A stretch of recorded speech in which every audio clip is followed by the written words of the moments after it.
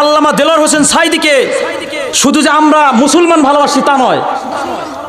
গত বছর রাজশাহীর একটা মাহফিল থেকে বাড়িতে যাচ্ছিলাম, তো যাওয়ার পথে আমি কানের ভিতরে হেডফোন দিয়ে এই আল্লামা শহীদ আল্লামা দেলোয়ার হোসেন সাঈদীর বয়ান শুনতে শুনতে যাচ্ছিলাম।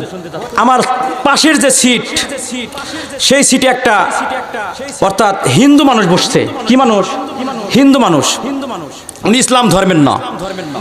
তো বসছে, তো উনি বলতেছে হুজুর, এই হুজুর মানুষ এই কানের ভিতরে হেডফোন দিছেন, মানে উনার চিন্তা ভাবনা কি যে হুজুর মনে হয় ডিজে গান শুনতেছে। বোঝেন না বিষয়টা? এই সাধারণ মানুষকে নিয়ে যতটুকু সমালোচনা হয়, এর চাইতে সমালোচনা হয় বেশি হলো হুজুরদের নিয়ে। ঠিক কিনা? আসতে বলবেন না, ঠিক কিনা? তো উনার ধারণা যে হুজুর মনে হয় ডিজে গান শুনতেছে। তো আমি কি করলাম, আমি কানের ভিতর থেকে হেড